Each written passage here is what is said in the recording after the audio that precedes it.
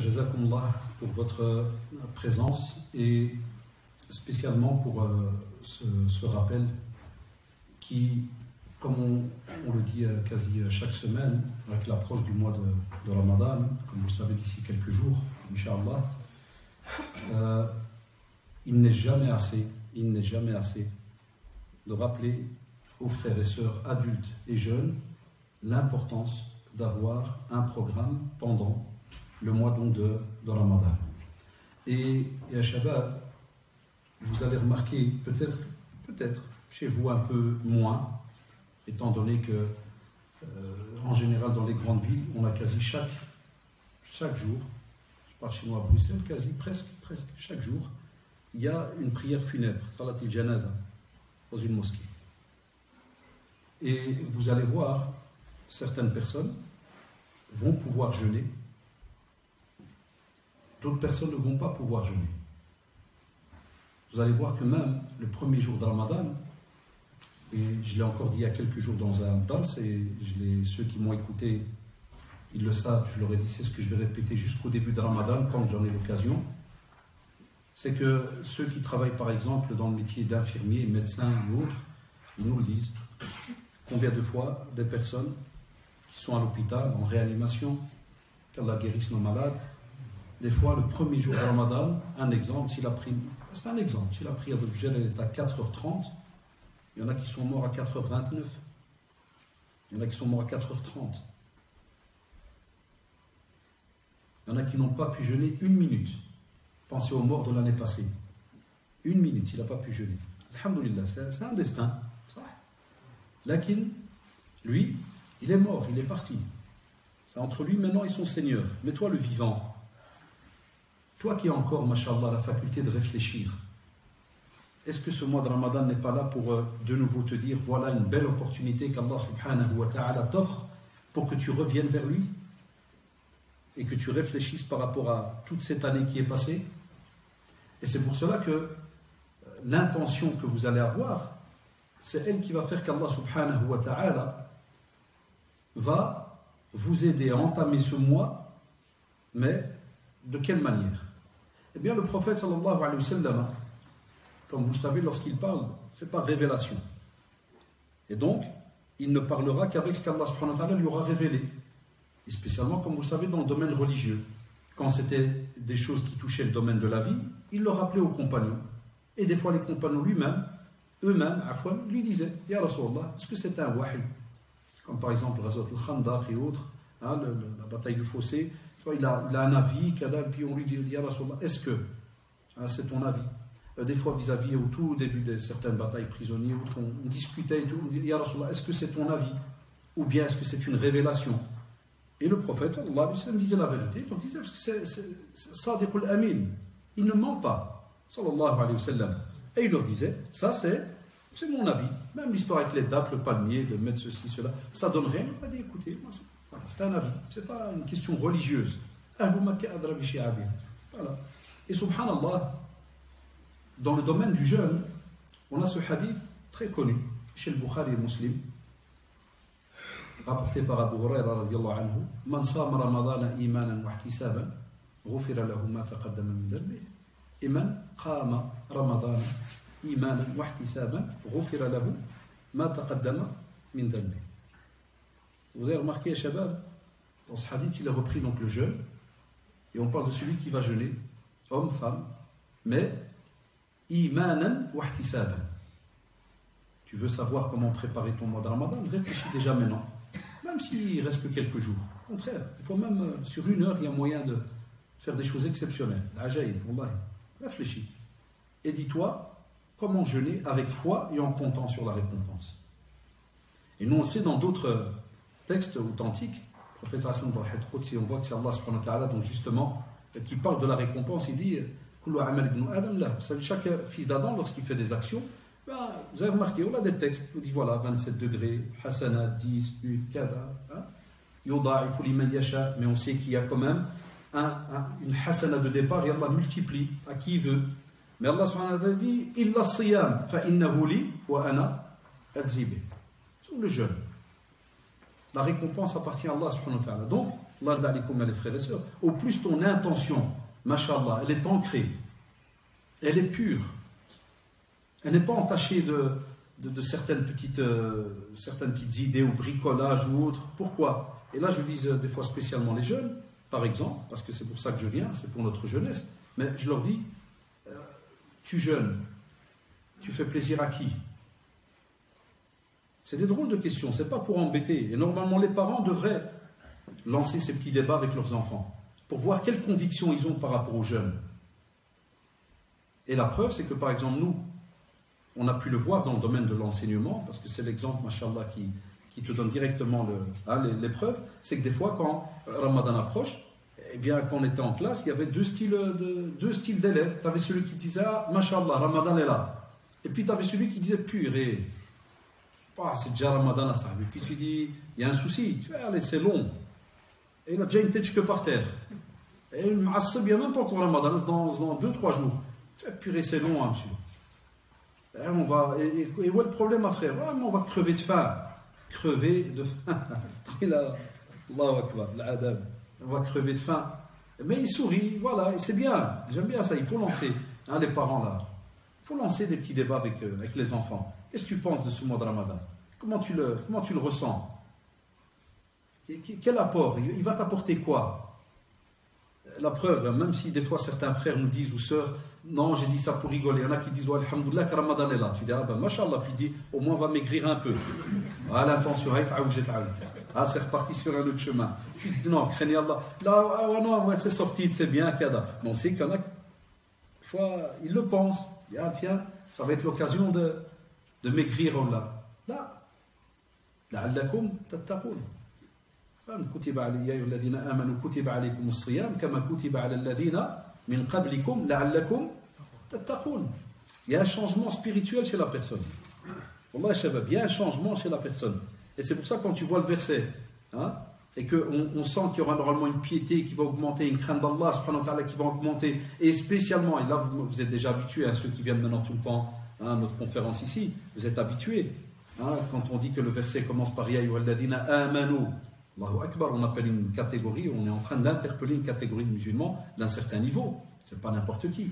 La foi elle est ancrée, hein, on ressent les actes d'adoration, on sait le pourquoi du comment, et on te dit la'allakum tattaqun.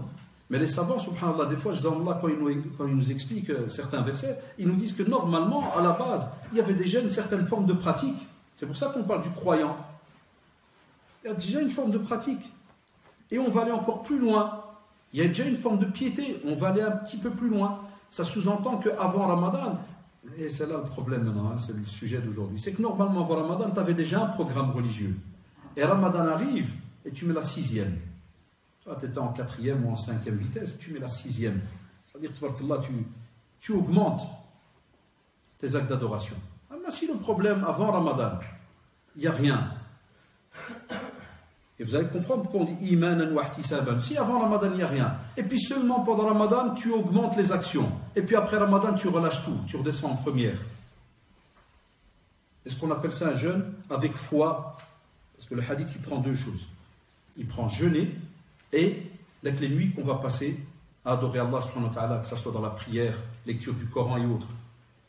Et le prophète a dit dans ces hadiths qu'on a cités au début, avec foi et en comptant sur la récompense.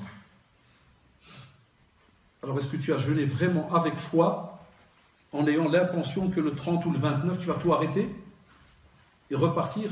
Et là, on vise spécialement ceux qui, des fois, entre guillemets, pratiquent certaines choses qui sont illicites et autres, et font un peu n'importe quoi de leur vie, et parce que c'est Ramadan, le regard des autres, et laisse tomber, ça va parler, ou ceci ou cela, alors on se tient à carreau. On te dit non. Tu vas toucher ton intention. Donc, Allah d'alikum, ce rappel que je vous fais maintenant, il est bon même pour après le mois de Ramadan, parce que tout le temps après Ramadan, et vous êtes habitués, c'est comme ça, alhamdoulilah, dans le monde entier, la plupart des mashayikh, des prédicateurs et autres, juste après Ramadan, ils font toujours une conférence sur qu'est-ce qu'il y a après Ramadan, tout le temps après, chaque fois, qu'est-ce qu'il y a après Ramadan. Donc, avec foi et en comptant sur la récompense, ça te montre aussi que le musulman, mashallah, il a toujours cette confiance immense, totale en Allah subhanahu wa ta'ala. Chaque fois qu'il fait un acte d'adoration, il sait qu'Allah subhanahu wa ta'ala va le récompenser.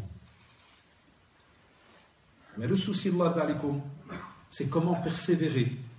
C'est comment persévérer durant ce mois et après, donc ce mois de Ramadan. Et c'est pour cela, Allah yajzikum bikhir. Il y a les jeunes, et vous êtes tous, quand vous venez comme ça dans une mosquée, vous êtes entre guillemets comme des du'at. Vous êtes aussi de ceux qui appellent Allah subhanahu wa ta'ala. Et donc on vous dit, Allah yajzikum bikhir, quand vous avez vos amis, frères et sœurs, dans la famille, quand vous avez des personnes, le premier point très très important, si tu veux jeûner avec foi et en comptant sur la récompense, al-muharramat, les interdits. Faites attention. Ya Shabab.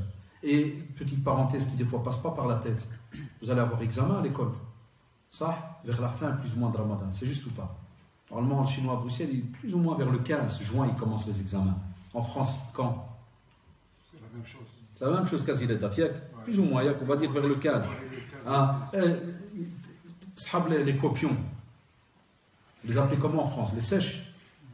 C'est comme ça que vous les appelez, non, on dit copions. Vous aussi vous dites copions? Les sèches. Vraiment, t'es vraiment séché. C'est que le cerveau, pour employer ça, c'est que t'es vraiment séché. Il n'y a rien. C'est sec. Rien n'a pris. Et la personne est tout fière. Il emploie ça, il est saïm, il est à jeun. Et j'ai déjà assisté. Et en sortant, il est tout fier de dire à son ami Alhamdulillah. Il n'a jamais compris. Alhamdulillah, le type, il n'a rien vu. Donc, à jeun, saïm. Vient de commettre du haram grave, man rachaf alayhi samina, comme l'a dit sallallahu alayhi wa sallam, ou marachana, la version. Celui qui vient, qui use des choses qui sont illicites, qui triche, il n'est pas des nôtres. Ça ne veut pas dire qu'il n'est plus musulman, parce que les jeunes qui n'ont pas étudié, ils croient directement ce qui devient un non-musulman. Là, badan. C'est que la foi, elle descend grave. Donc tu jeûnes, tu es dans le haram et. Donc tu commets le haram et après tu me dis même alhamdulillah, donc tu mets Allah subhanahu wa ta'ala dans l'histoire, c'est une sorte d'istirza, c'est comme si excusez-moi du terme, tu rigoles d'Allah subhanahu wa ta'ala. Donc imaginez Allah d'alikum, ce n'est pas facile. D'autres, dans leurs relations, d'autres mensonges. Il y a beaucoup de hadiths, je vous renvoie dans les conférences que j'ai déjà fait sur tous ces sujets qui sont interdits pour le musulman toute l'année. Le mensonge, le prophète me le rappelle, comment?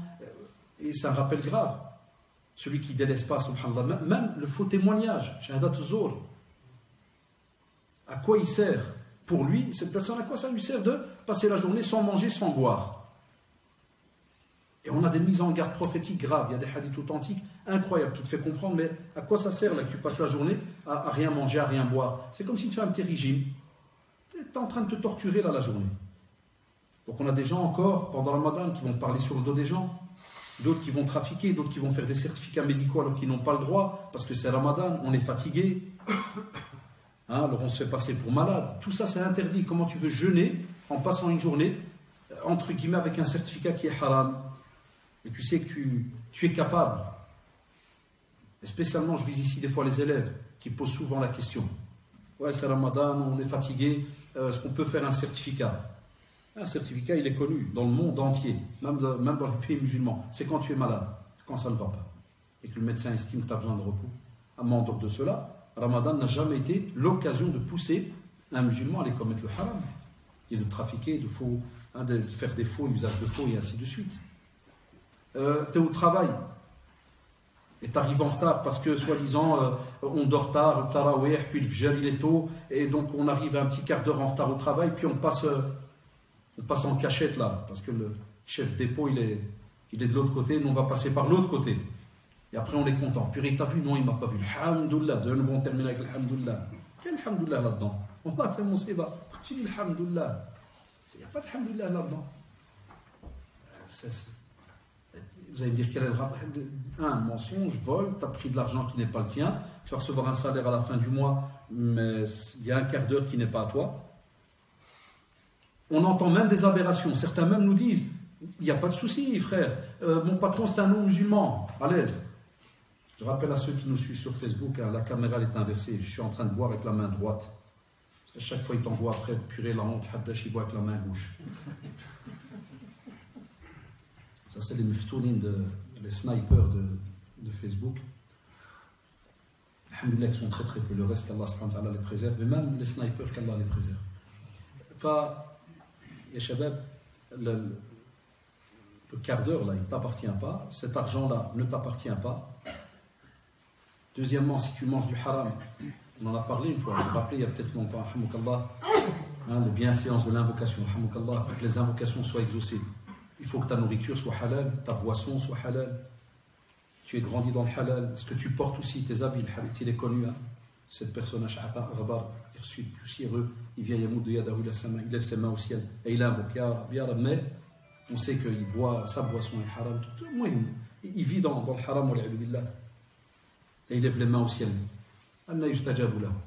On sait que l'invocation elle va arriver près d'Allah subhanahu wa ta'ala. Donc, jeûner, jeûner c'est toute une machine qui se met en marche.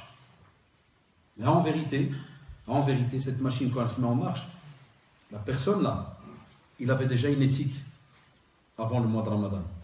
Et pendant Ramadan, il augmente et il s'éloigne encore plus loin de ce qu'il était déjà habitué de s'éloigner. Et après Ramadan, mashallah, il garde la vitesse de croisière. Ça, c'est si vous voulez, voir certaines traces, comme dit certains jeunes. Est-ce qu'on voit des traces d'un jeune qui est accepté, on te dit, c'est entre les mains d'Allah subhanahu wa ta'ala, là qu'il regarde tes actions. Regarde comment tu es. Et comment tu vas être après Ramadan. Et tu auras plus ou moins un petit thermostat, tu vas voir. Est-ce que c'était vraiment sincère ou bien tu faisais des choses juste pour Ramadan et puis après, sans oublier ceux qui le font pour le matuvé ou zénozite. Qu'Allah nous préserve. Alors, deuxième point, qui doit absolument se retrouver durant votre mois de Ramadan, c'est l'évocation. Dhikrullah. Et Shabab, on doit des fois accepter certaines réalités. Ne le prenez pas mal comme d'habitude, j'espère que tout le monde me comprendra. Comme vous le savez, beaucoup de jeunes sont habitués, alhamdoulilah, musique, ceci, cela, c'est des habitudes, même des âgés, tout le monde, on entend. Et ce qui m'a toujours étonné, et vous allez voir, je ne rentre même pas dans halal, haram, musique ou pas, ça, à mon âge fini, les gens, chacun tire son plan, désolé de le dire de cette manière. Mais non, moi je vais sur un autre registre. Moi je vais aller sur le registre que des fois, et je l'ai déjà testé avec mes élèves avant, des fois tu prends un groupe de rap connu, j'oublierai jamais, il y a quelques années, rappelez-vous, Section d'Assaut. Je ne suis pas là pour vous donner un cours de rap. Les Shabab, ils les connaissent. Section d'Assaut. Je ne sais plus ce qu'il y a eu, je montais, je crois, les escaliers avec les élèves, puis j'entends un derrière, donc normalement ils ne peuvent pas garder les écouteurs, mais celui-là je ne l'avais pas capté, je l'ai vu qu'à la dernière seconde. Mais au moment où je l'ai capté, pendant qu'il monte l'escalier, il répète le texte. Allah ibarak, mais c'est un hafid. Le gars, tu te dis, celui-là, le Coran, il doit le connaître par cœur. Et donc, alors je fais semblant de rien, parce que je dois lui enlever les écouteurs, mais je l'ai laissé quand même une petite minute, temps de monter. C'est au troisième, j'avais cours en ce temps-là, donc je monte, et je reste un peu, je marche doucement, comme je suis asthmatique, donc d'office, il ne le remarque pas, alors j'avance, et je l'entends, et il récite. Et on monte, premier étage, deuxième, Wallah, il n'a toujours pas arrêté. De temps en temps, je me retourne, et comme il est concentré, les épaules qui bougent, tout qui bouge, et il monte. Et que je suis arrivé en classe, voilà, petit drari, vous faites... Qu'est-ce que vous connaissez comme groupe de rappeurs? Et c'est parti sur plein de noms, puis ça arrivait à de sections d'assaut, c'est pour ça que j'ai parlé. Et il arrive je dis, et tu connais des textes ou ouais, il n'y a pas de souci. Vas-y, montre une fois c'est quoi. Il y a des drari, tabarakallah, il commence à midi, il termine à midi quart. Et Allah ibarak, il n'y a pas d'erreur. Je demande aux autres, ils me disent non, c'est juste. Après, je leur dis, je me retourne, je mets sur le tableau dhikr. Comme d'habitude, on va toujours avoir certains qui ne sont pas au courant. C'est dommage. La responsabilité des parents. Wallahi. On apprend ça aux enfants depuis qu'ils sont petits. Là, ils me disent, c'est quoi ça, monsieur dhikr? D'autres, ils sont au courant. Il y a le dhikr. Et puis, tu as le troisième groupe qui flash quelque part, il voit dhikr. C'est les soufis. Ouais, tu dois tout réexpliquer de A à Z. C'est normal. Parce qu'on n'étudie pas de manière structurée. C'est la vérité. On n'étudie pas de manière structurée. Nos jeunes ne patientent pas. C'est rare, tu vas trouver tout un groupe de jeunes qui va prendre 4-5 ans à étudier les sciences islamiques étape par étape. Non, voilà, c'est comme ça. C'est dans la communauté. Mais tout le monde parle. Mais quand tu lui dis, donnez-moi quelques dhikrs que vous faites en semaine, spécialement côté adolescent. Parce que je donne les cours beaucoup chez les ados, ils te regardent d'un air. Ceux qui répondaient, il faut être honnête, c'était un ou deux qui ont une relation avec la mosquée, comme l'Arabio, mais qui ont gardé ça jusqu'à un certain âge. Et puis, subhanallah, quand vous avez un frère ou une sœur, mais qui sont venus du pays, par exemple du Maroc ou autre. Spécialement, on avait des classes d'élèves qui viennent de pays musulmans, non musulmans, les DASPA qu'on appelle primo-arrivants, et on doit les accueillir parce qu'ils sont encore en âge scolaire. Et là, alors, en langue arabe, dès que tu dis dhikrullah, ils disent ouais, subhanallah, alhamdulillah, Allahu akbar, la ilaha illallah, oui, le dhikr. Et ce qui est beau, même si ça fait mal au cœur, mais c'est beau, tu regardes alors les autres, ils restent la bouche ouverte et ils regardent l'autre. Et puis ils me regardent en disant c'est vrai? Je dis naam. Je dis normalement, Allah alaikum, en journée, tu as une pause, tu marches, tu es dans le tram, métro, bus, kada, dans ta voiture. Fikrullah. Fais en sorte que ta bouche, ta langue soit rattachée à l'évocation d'Allah subhanahu wa ta'ala.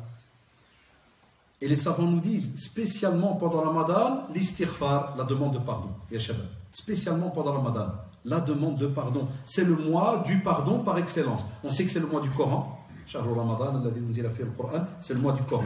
Le Coran a été révélé durant le mois de Ramadan. Et on sait que c'est le mois du pardon. Puisque dans les hadiths qu'on vous a cités, justement, à la fin du hadith, c'est le mois du pardon. Celui-là qui jeûne ce mois de Ramadan comme il se doit, une des finalités qu'il aura, c'est immense, avoir ses péchés pardonnés. Par qui? Par Allah subhanahu wa ta'ala, celui-là qui nous a créés. On dit toujours, qui sommes-nous?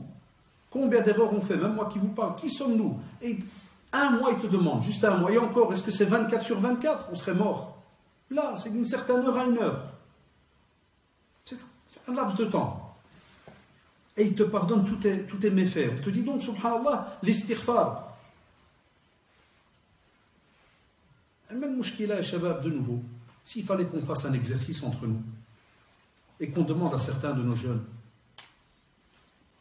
combien de fois tu fais l'istighfar par jour? On peut demander même à certains adultes s'il fallait. Et on va rester juste chez les jeunes. Combien par jour? Dire astaghfirullah. Si le prophète sallallahu alayhi wa sallam a vous rappelé le hadith, jusqu'à combien de fois il le faisait par jour? Plus de 100 fois par jour. Hada Rasulullah sallallahu alayhi wa sallam. Rasulullah sallallahu alayhi wa sallam, imaginez-vous, celui qu'Allah subhanahu wa ta'ala lui a tout pardonné. Mais il fait de la prière jusqu'à ce que, subhanallah, cet talon voit du sang sortir. Parce que voilà, il reste longtemps debout, et puis la chaleur, le sable, kada. Mais subhanallah, on sait que le résultat, c'est parce qu'il est resté très très longtemps debout. Et on vient lui dire, Ya Rasulallah, tu es celui à qui Allah subhanahu wa ta'ala a tout pardonné. Mais il leur rappelle, est-ce que je ne peux pas être un abd qui est shakour? Un serviteur qui est remerciant envers son Seigneur.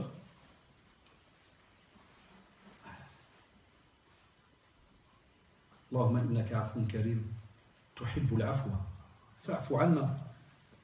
Qu'on fasse étudier ça à nos enfants. Des petits post-it. Au lieu qu'on mette que des post-it sur les frigos, apporte 3 kilos, apporte 2 kilos, fais ceci, ou attention, les patates, kada, ou je ne sais quoi. C'est vrai, c'est notre vie en général. Alhamdulillah, c'est pas un mal, mais qu'on rajoute des petits post-it un peu partout. Qu'est-ce qui interdit? Il y a même des maisons où, subhanallah, ça n'existe pas, parce qu'on m'a déjà dit ça dans certains doros, parce qu'on vient de faire la peinture, ça doit rester nickel, man'araf chenni, kada. Là, mets des post-it sur une porte qui va vers la toilette, invocation. La porte de ta maison, c'est ta porte. Par exemple, spécialement vous ici, j'ai remarqué très souvent, il y en a qui ont leur petite maison, ça, oh là là, mais une invocation, tu la plastifies à l'extérieur. C'est-à-dire, dès que l'enfant il arrive, avant d'ouvrir la porte, il fait une invocation. Tu mets l'invocation de l'autre côté de la porte. Avant qu'il sorte, il fait une invocation. C'est juste. Pourquoi on n'a pas ça? Des fois, on a Qul huwallahu ahad contre le mur, en doré. Et il y en a même, après 32 ans, ils ne sont pas au courant de ce qu'il y avait écrit. Il te dit juste pour moi, c'est beau, c'est Jdo qui nous l'a donné quand il était le Hajj. Et il y a écrit quoi? Je ne parle pas l'arabe, je ne lis pas l'arabe, frère. Donc même des fois, avec le Coran, et les savants ont fait des fatwas là-dessus, on le met, Cheikh Al-Uthaymin rahimahullah, dans une de ses fatwas, il te dit, on peut, mais à condition que ça soit alors un rappel. Que ça soit un rappel. Donc, Allahumma innaka afoun karim. C'est très bien qu'Allah subhanahu wa ta'ala, il est le pardonneur. Et il aime le pardon. Et c'est pour ça qu'on lui demande qu'il nous pardonne. J'ai toujours dit à nos jeunes, Allahu Akbar, regardez Allah subhanahu wa ta'ala, pour nous dans notre croyance, on a une ligne directe. On n'a pas d'intermédiaire. Regardez notre petitesse, c'est incroyable quand tu réfléchis. On n'est rien, Wallah, tout petit. On ne représente rien dans la création d'Allah subhanahu wa ta'ala. Et il nous a choisis et il nous a donné cette opportunité de lui parler directement. Ça c'est pour le pardon. Le cœur. Subhana muqallib al-qulub, thabbit qalbi ala dinik. Ah, le cœur. C'est très bien que le cœur il peut changer des fois d'une minute à l'autre. Il peut arriver un tas de soucis. C'est juste ou pas, Shabab? Alors invoque-le. Pendant que tu roules, tu marches, c'est-à-dire, Ya Allah, mon cœur là. Que je sais que tu peux changer les cœurs, les retourner. Mais comme vous le savez, positif, négatif, il détient tout, subhanahu wa ta'ala. Il va faire en sorte que mon cœur reste ferme sur la religion.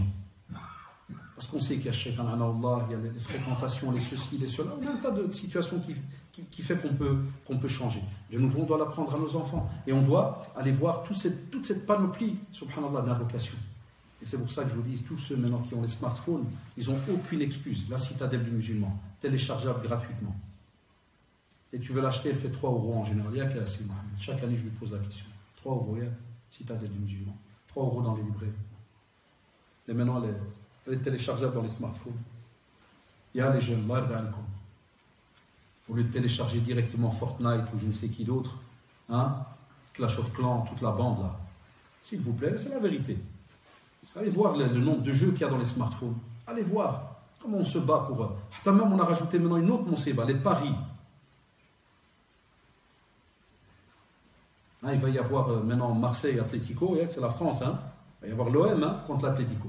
Allez voir combien de musulmans vont parier en France. Ruine.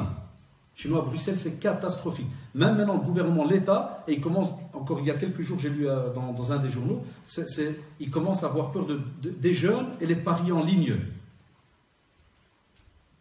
Catastrophique. Chez nous à Bruxelles, tous les petits magasins là, qui font les paris là, de football, de tiercé et compagnie, Wallah, spécialement chez nous à côté, par exemple, Molenbeek, Anderlecht, tu vas trouver, subhanallah, 80%, 90%, 90% de musulmans.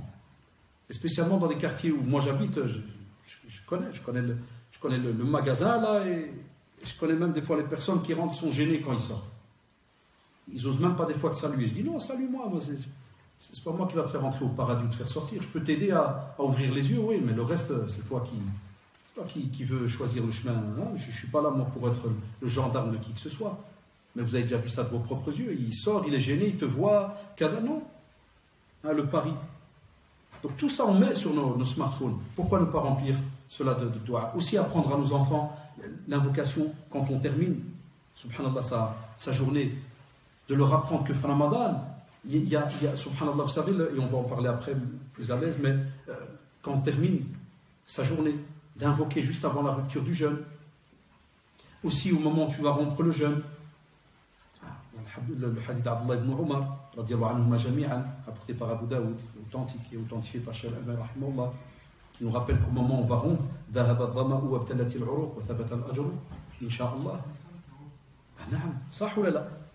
c'est-à-dire que la soif fait partie, les veines sont humides, la récompense est assurée si Allah le veut. Tu termines ta journée de jeûne. Je l'ai déjà testé avec des élèves, je leur demande qu'est-ce que vous dites quand vous allez rompre le jeûne et que vous avez devant vous là un bol de soupe.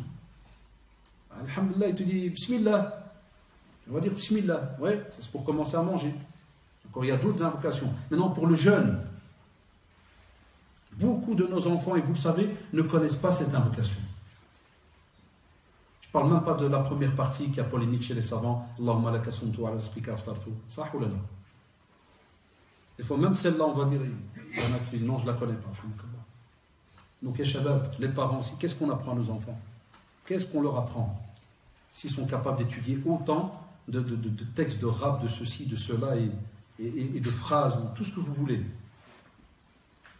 Et l'adriya, invocation on n'a pas, évocation on n'a pas.